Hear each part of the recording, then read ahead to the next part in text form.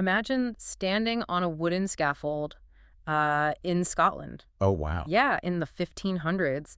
The crowd surrounding you is just dead silent, Right. and the executioner is standing right there, just waiting. That is terrifying. It really is. Yeah. But you are given one final request. You can choose a song to be sung before the sentence is carried out. Okay. So what do you pick?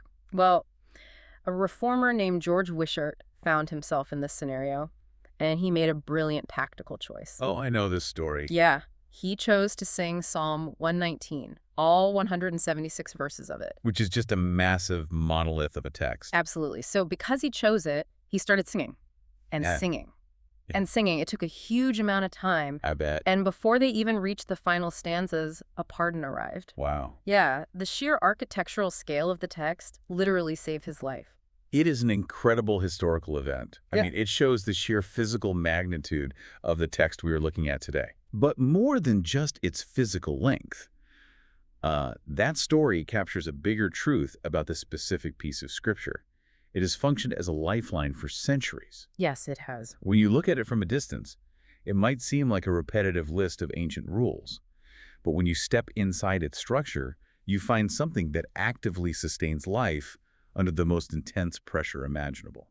Welcome to Reformed Thinking. Today's session is a deep dive tailored specifically for you, the listener. We were so glad you were tuning in. We are not just skimming the surface of historical trivia here. Our source material today is Charles Spurgeon's massive commentary, The Treasury of David. Classic. Yeah, and we are specifically zeroing in on the first 8 verses of Psalm 119. Our mission is to unpack the sheer scale, the intricate structure, and the really dense theological meat of this ancient text. That is a huge undertaking. It is. We are going to look at how it perfectly bridges the massive demands of God's commands with the absolute, unyielding human reliance on divine grace.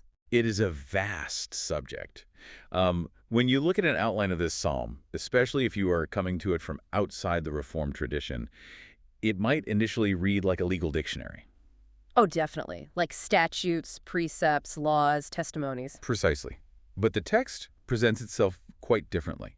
It presents itself as a vibrant, burning reality. Yeah. This text perfectly illustrates the core tenets of Reformed theology, particularly the theological framework laid out in the Westminster Confession. Right, which we hold to very strongly. We do.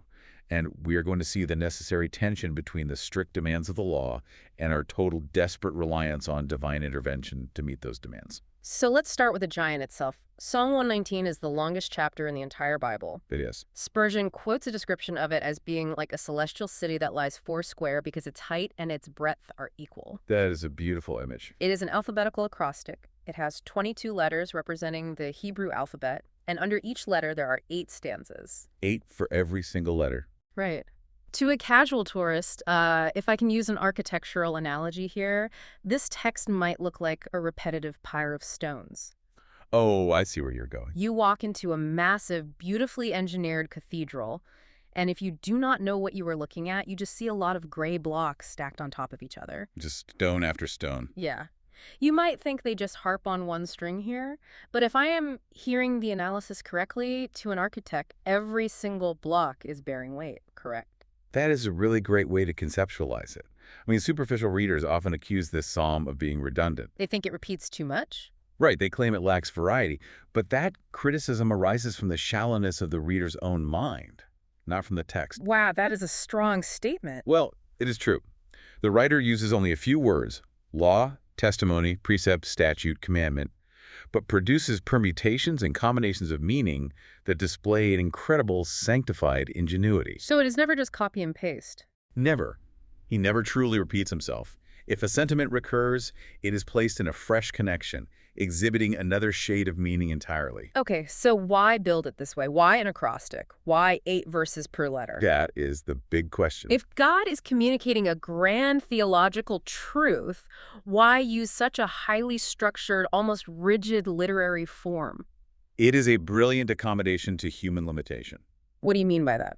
Well, God condescends to use quaint, formal structures to aid the human memory and to adapt to the childlike capacity of the recipient. Oh, that makes sense. It is often called the Christian's golden alphabet. The Holy Spirit does not disdain to use contracted and artificial modes of speech if, by their use, the instruction can be more surely fixed upon the mind. So it is basically a massive memory aid. Spot on. The structure is a concession to our weakness.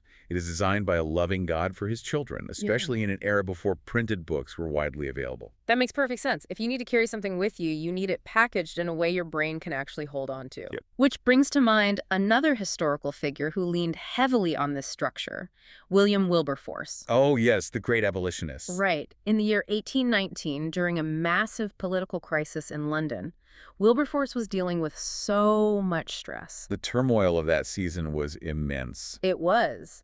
And amidst all the stir of a highly pressurized political season, Wilberforce wrote in his diary about walking from Hyde Park Corner. And what was he doing? What was he doing to calm his mind and anchor his soul during a national crisis? He was repeating this specific psalm from memory, That is just incredible. and he noted that he did so in great comfort. The acrostic structure allowed Wilberforce to carry this massive theological cathedral inside his own mind. He had it all right there with him. Yeah, he could walk through the chaotic streets of London, completely surrounded by the noise of the world, while simultaneously walking through the ordered, structured, peaceful corridors of this text. The text is a theological lifeline, not just a historical curiosity. No. And that brings us to the actual mechanics of the theology, starting with the concept of a double blessing. Let's look at verse 2. Blessed are they that keep his testimonies and that seek him with the whole heart. There's a lot in that single verse. There really is. Now, the very first verse of the psalm talks about being undefiled in the way. So right here in verse 2, we see a progression, a second blessing. Right. We move from the way we walk to the testimonies we keep, and finally to the God we seek. But I have to pause here. I'm looking at that phrase, seek him with the whole heart. Okay, let's unpack that. If we hold to Reformed theology, we believe human nature is fractured. We are fallen. Yes, very much so. Our desires are a complete mess of competing interests. So if I am the listener, I am asking, how can a fractured heart be whole? That is the essential question, isn't it? How can the fractured seek with wholeness? Yeah. To answer this, we had to make a crucial distinction. A broken heart is actually the only kind of heart that can be whole in its seeking. Wait, a broken heart is the only one that can be whole? That sounds like a contradiction. Walk me through the mechanics of that. We often confuse a broken heart with a divided heart, but they're entirely different things. Okay, how so? A divided heart is one that tries to love God and love sin simultaneously. It tries to serve two masters. I see. It wants the comforts of religion without the cross of discipleship. That's the divided heart. And it can never truly seek God because its affections are constantly pulling in opposite directions. So the divided heart is trying to negotiate a treaty between two warring kingdoms. That is a great way to put it. Yeah. But a broken heart, a heart that has been crushed by the weight of its own sin, that heart is no longer divided by pride or self-reliance. Because the illusion of self-sufficiency has been shattered. Spot on. Every single fragment of a broken heart sighs and cries after the great Father's face. The problem that prevents seeking is not brokenness. The problem is division. Yes, God is one, and he will not be known until our heart is singularly focused on him. When the text demands a whole heart, it is demanding sincerity, an undivided affection that flows from a state of humble brokenness. That clears it up completely. The text also says, blessed are they that keep his testimonies. Yes, the keeping of the testimonies. I want to look at that word keep. What does it actually mean to keep a testimony in this context? There is a significant difference between a doctrinal keeping of the word and a practical keeping of the word. Okay, break that down for me. Doctrinal keeping means you are ready to argue for a truth, maybe even ready to die for its defense. You have the theology locked down in your head. Like, you understand the Westminster Confession perfectly. Right. But practical keeping means you actually live under its force. You walk it out in your daily life. It is active, not passive. Very active. And notice the object we are keeping is called a testimony. That implies a witness. It is not just a cold, sterile law etched into a stone tablet by an indifferent deity. No, it branches into two parts, the law and the gospel. Both are testimonies. So the gospel is God's testimony concerning his son, revealing how a person shall be pardoned and reconciled. Yes. Because it is a testimony of his love, where he witnesses his favor toward us, we must treasure it. We have to guard it. Right. The keeping mentioned here implies guarding it as a watchman guards a house, or as a steward guards his lord's goods. Yes. And this keeping must be deliberate and thoughtful. You cannot rush through it. There's an analogy I read once by a man named Martin Booz that feels incredibly relevant right here. Oh, I like this one. He was talking about how readers often approach the Bible.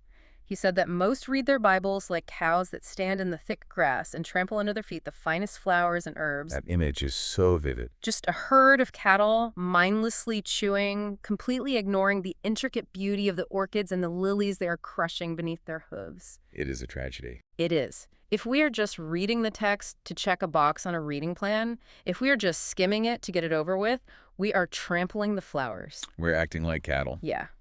To keep the testimonies and seek him with a whole heart, we have to stop, look at the petals, and let the text actually accomplish its work in us.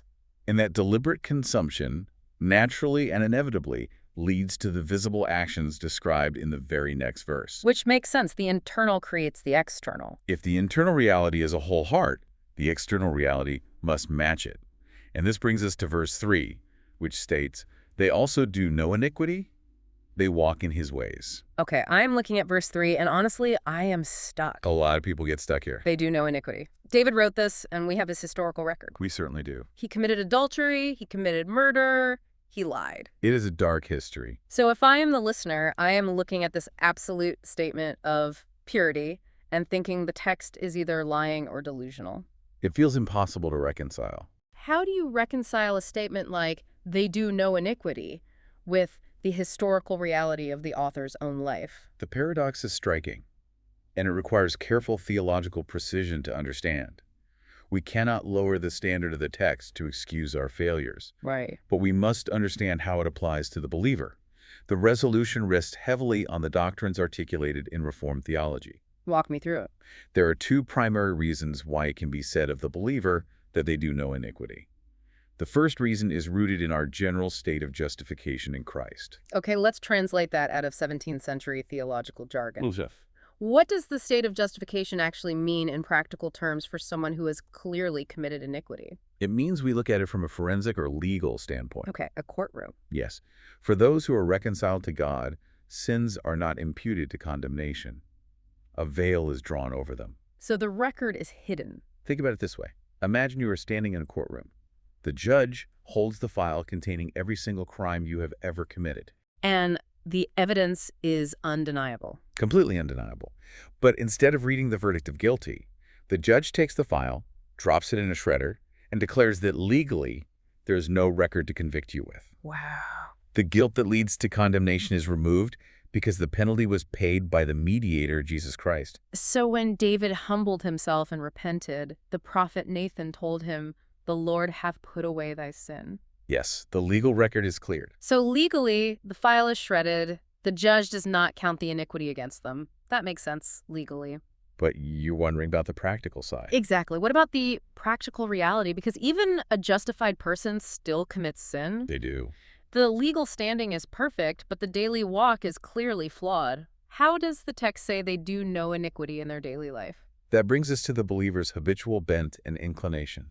Habitual bent. Okay. There's a massive difference between the habitual bent towards sin and an occasional fall into sin. Well, the constant actions of nature operate according to their kind. A person is known by their custom, by the regular course of their endeavors. Right, their daily habits. A wicked person sins with deliberation and delight. Their bent is to do evil, they make provision for it, they serve it voluntarily. It is their default setting. Yes, but those who are renewed by grace have a different habitual inclination. Their general course is to seek and serve the Lord. Even if they stumble. Yes, they make it their business to avoid sin through watching, praying, and mortifying the flesh. When they do sin, it is opposed by the new nature. There is an internal fight. There is resistance, and afterward, there is deep remorse. They are sufferers of sin against their wills, rather than actors of it with their wills. I think I understand the mechanics of this. Is it like the difference between a marsh and a meadow? Oh, that is a classic illustration. Think about a healthy, vibrant meadow. It might be temporarily overflowed by a massive, unexpected storm. Right, a flash flood. The floodwaters wash over the grass. It looks like a disaster, and for a moment, it looks exactly like a swamp. It looks ruined. But the water eventually recedes, and the meadow returns to its natural green state. The storm was an anomaly. It was not his true nature. Right. But a marsh is drowned by the return of every single tide. It is habitually underwater. It is its very nature to be submerged. Yes. A believer might be overtaken by a sudden storm of temptation. They might be flooded for a moment, but their habitual marsh nature has been cured. They are a meadow now. When people are overcome by the return of every single temptation that rolls in like the tide, it argues for a habit of sin, a marsh-like nature. That analogy perfectly illustrates the theological concept of sanctification. The believer is not sinless, but their relationship to sin has fundamentally changed. The sin is an invader, not a welcomed guest. Precisely. And we must also recognize that this verse is not about just avoiding bad behavior. What do you mean? The text says they walk in his ways.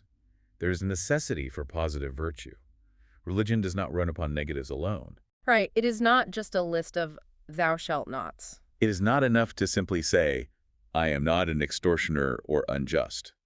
A plot of ground might not bring forth briars and thorns, but if it yields no good crop, it is still worthless ground. We often cut off half the bill of our duties. We do. That distinction between negative avoidance and positive virtue is huge. Think about a hermit. Okay, a hermit. A hermit escapes into a cave in the middle of nowhere so that he does no bad deeds. Right, he isolates himself. He isolates himself so he cannot lie, steal, or cheat his neighbor. He achieves the negative. But he is not helping anyone either. Exactly. A saint lives in society to actually do good. Avoiding evil is only half the equation. It reminds me of the city of Meroz in the book of Judges.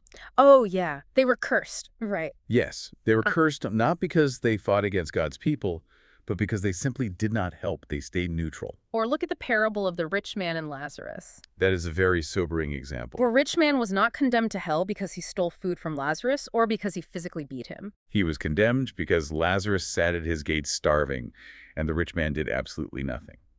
If our religion is just a list of things we avoid, I do not swear, I do not steal, I do not murder, we are missing the positive command to walk actively in God's ways. And that transition from the negative avoidance of sin to the positive execution of righteousness requires a clear, firm standard. You cannot build a house of good works without a precise schematic. No, you cannot. Which brings us to the strict mandate laid out in verse 4. Thou hast commanded us to keep thy precepts diligently. There is a sudden shift in the language here. Yes, very noticeable. Up until this point, the writer has been talking about God in the third person. Blessed are they that keep his testimonies, they walk in his ways. Right. But suddenly, in verse 4, the writer pivots and speaks directly to God. Thou hast commanded us to keep thy precepts diligently. There is an acute recognition of God's personal authority. We are no longer just talking about rules, we are talking to the lawgiver himself. And the command is not just to keep the precepts, but to keep them diligently. Let's think about what diligence looks like in the real world. Think about a merchant in business. Okay. A diligent merchant does not just casually hope to make a profit. They rise up early while it is still dark. They hustle. They sit up late analyzing the ledgers. They push through physical exhaustion. They deny themselves comfort, all to secure a profit. They are completely focused on the goal. The text is telling us that we are commanded to trade in God's precepts with that exact same vigorous, relentless energy.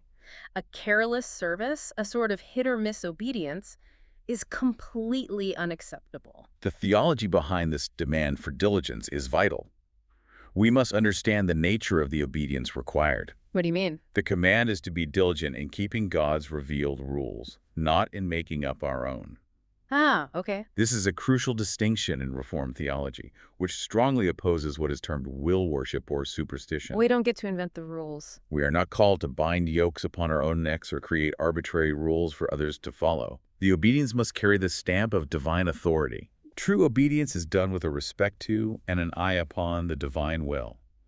We conform to the command, not because it happens to align with our selfish ends, or because it makes us look good in front of our neighbors. But out of sheer reverence for the lawgiver. Yes. If God requires something, we are to proceed in the course of our obedience even if the world derides us for it.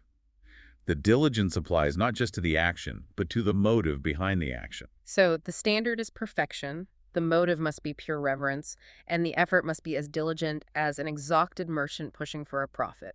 It is a high bar. It is. If I am that merchant and I am trying to obey perfectly, I'm eventually going to hit a wall. You will burn out. I am going to burn out. What happens when the believer inevitably realizes they do not have the capital to keep trading like this? That brings us to verse 5. That my ways were directed to keep thy statutes.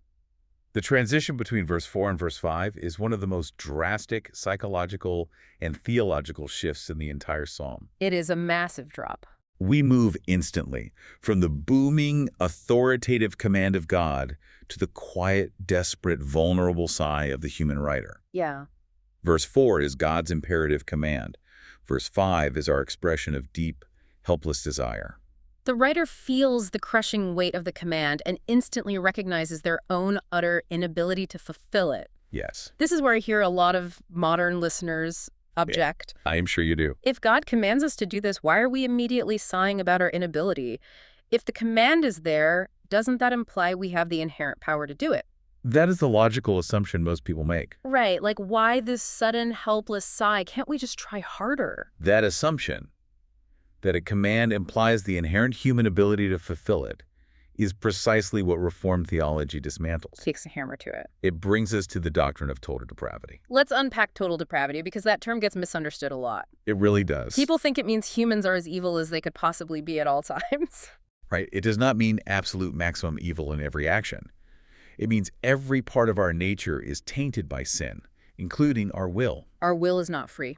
We are, by nature, as unable to create a single pulse of spiritual life in our own hearts as we are to create a universe from nothing. Wow. Our wills are bound. The carnal mind is enmity against God. It is not subject to the law of God, neither indeed can be. But God still commands us. Yes. However, our inability does not cancel our obligation. We are bound to obey the commands of God, whether we have the moral strength to do so or not. Because the inability is our own fault. Exactly. Our inability is our own fault. It is our sin, our guilt. It stops our mouths and leaves us completely destitute of any plea of defense before the judgment seat. Let me see if I can translate the mechanics of this tension between command and inability. Please do. Imagine a doctor visits a patient who is bedridden with a severe, debilitating illness.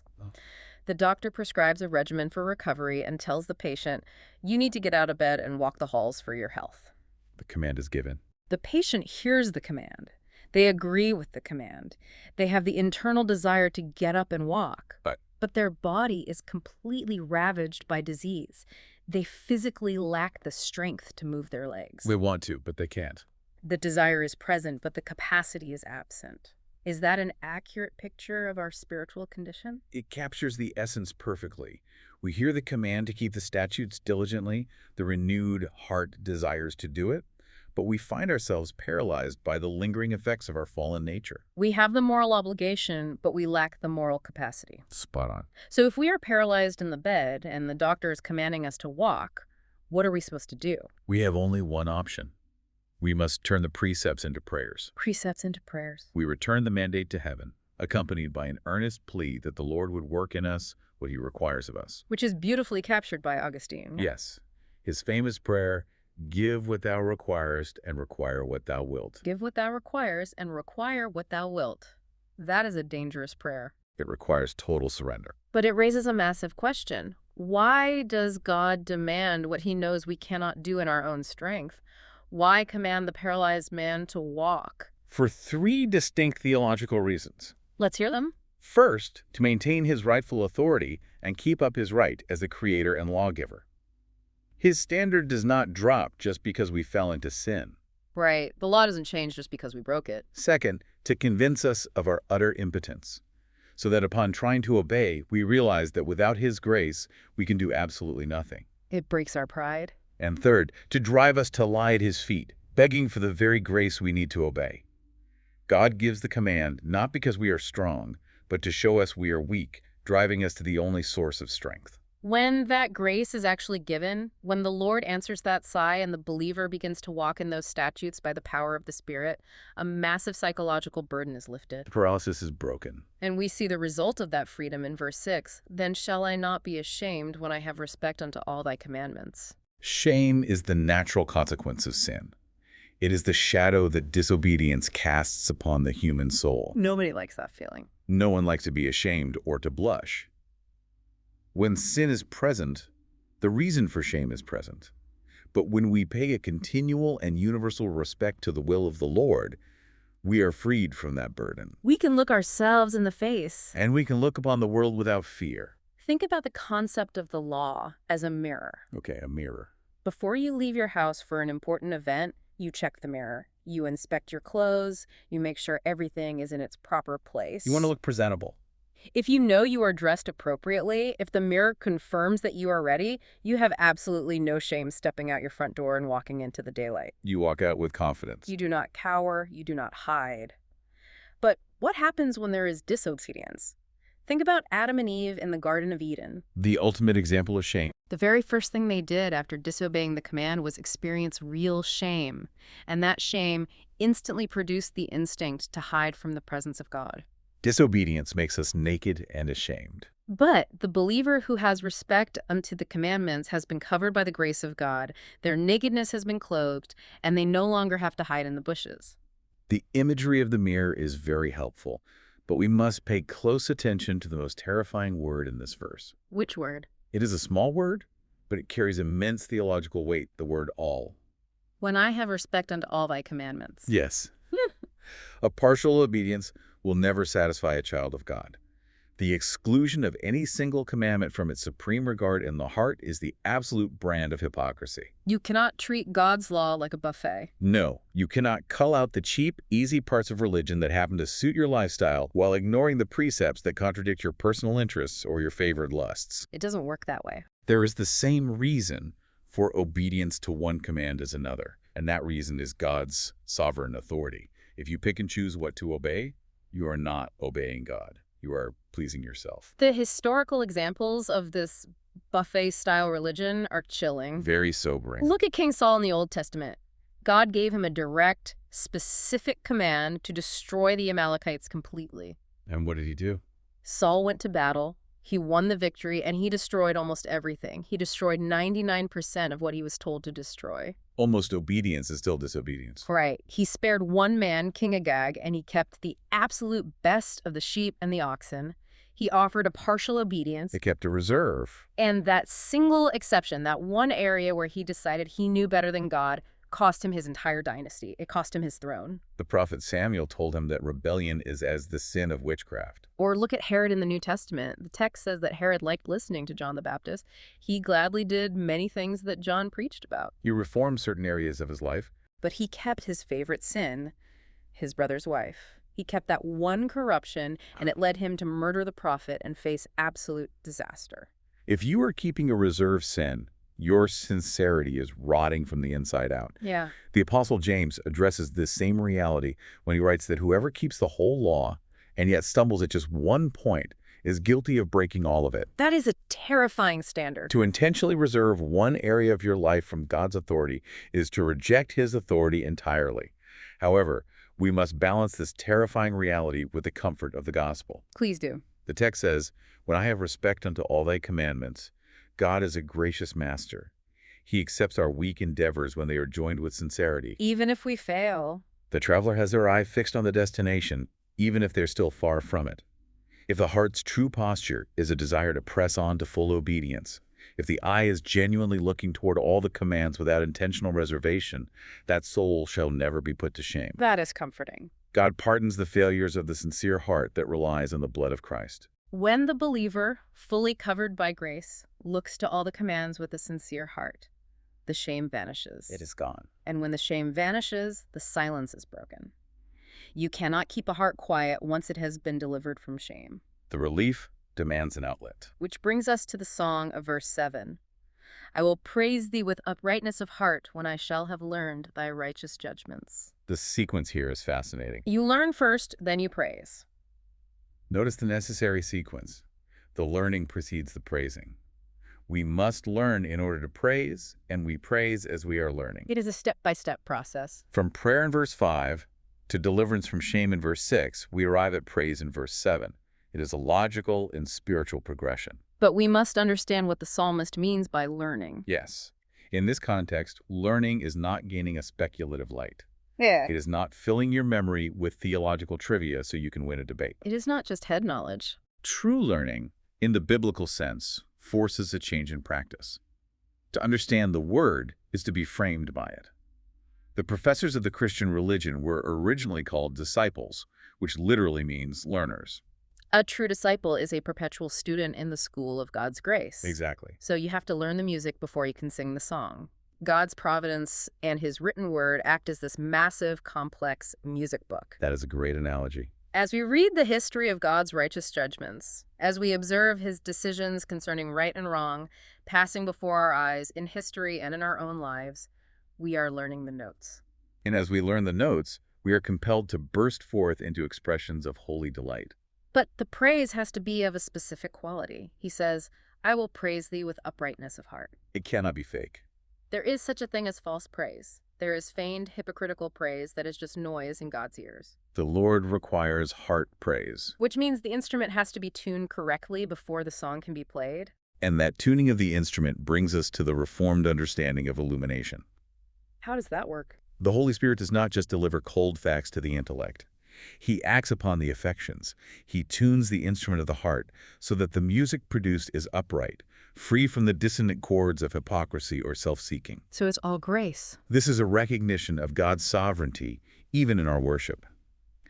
Both the matter for which we thank God, his righteous judgments, and the grace by which we are actually able to thank him with an upright heart come entirely from him. We are totally dependent on him. We are dependent on the teacher, not only for the lesson, but for the capacity to respond to the lesson with genuine gratitude.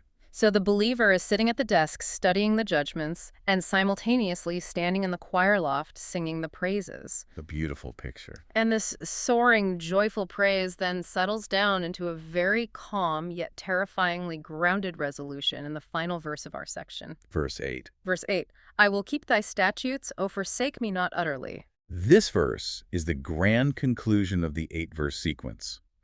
It is the final summation of the psalmist's meditation on the utility and necessity of keeping the law of God. It contains two distinct elements, doesn't it? Yes, a firm resolution and an urgent prayer. And the relationship between these two elements is the pinnacle of the spiritual maturity displayed in this text. It feels like a contradiction to me. How so? The verse starts with this bold, ironclad vow, I will keep thy statutes.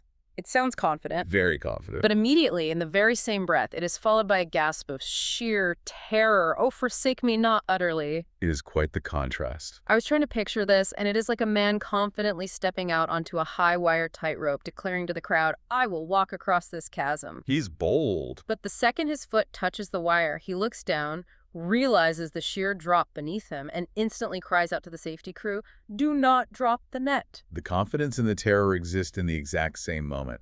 That tightrope analogy is a perfect visualization of the Christian life. This verse showcases the inseparable and happy union of a sincere obedience with an absolute dependence. Because you need both. If you only had the vow, I will keep thy statutes, without the prayer, it would be arrogant presumption.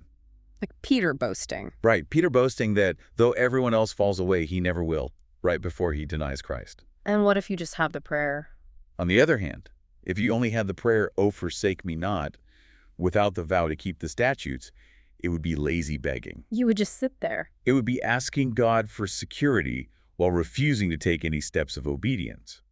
True spiritual maturity holds both the iron resolution to obey and the terrified realization that without God's sustaining hand, we will instantly plunge into ruin. That fear of being forsaken brings up a very serious theological concept. Desertion. Yes. What does the psalmist mean when he prays, forsake me not utterly? Does God actually forsake his people? It is a heavy question. The text outlines two kinds of desertion, partial desertion and total desertion. Could you explain the mechanics of how God interacts with believers regarding desertion? Partial desertion is when God steps back for a moment. He leaves a believer to their own devices temporarily. Give me an example of that. Think of God leaving Peter to his own pride in the courtyard, or leaving Elijah to his depression under the juniper tree.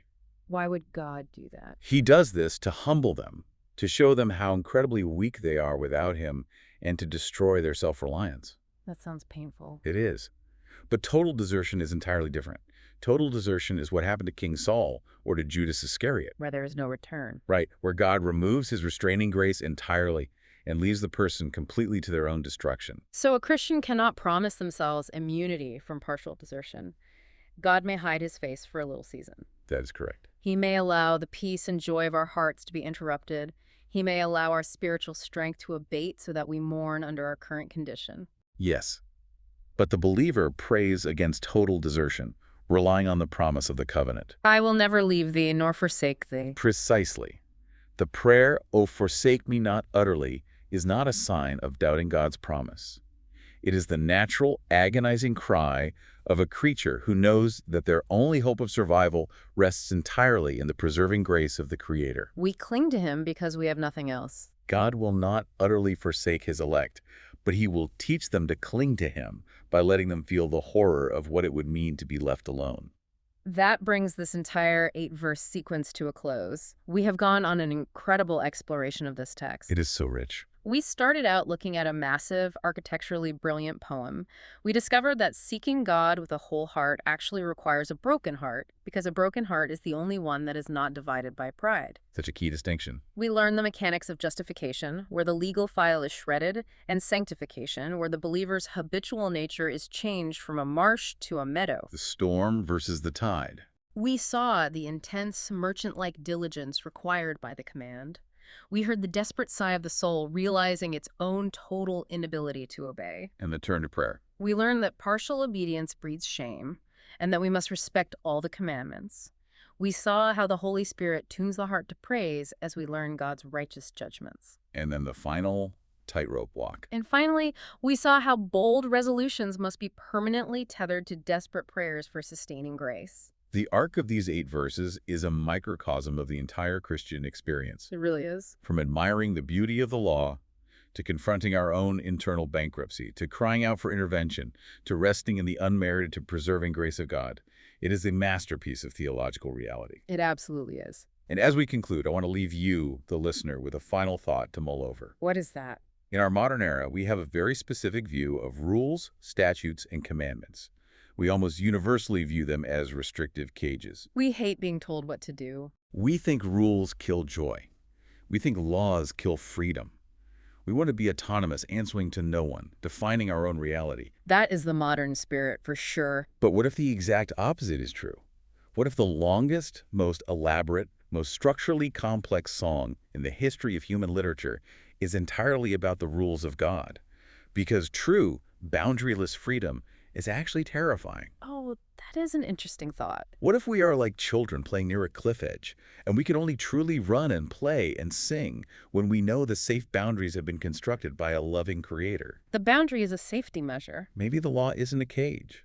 Maybe it's the fence that keeps us from falling off the cliff so we can finally enjoy the garden. The restriction of the law is the very thing that guarantees the liberty of the soul. That completely flips our modern understanding of freedom upside down. Thank you for joining us for this deep dive on Reformed thinking. We encourage you to open up your Bible, turn to Psalm 119, and read it for yourself with fresh eyes. Do not just skim the surface. Wade into the text. Look past the glass and let yourself feel the heat of that ancient fire.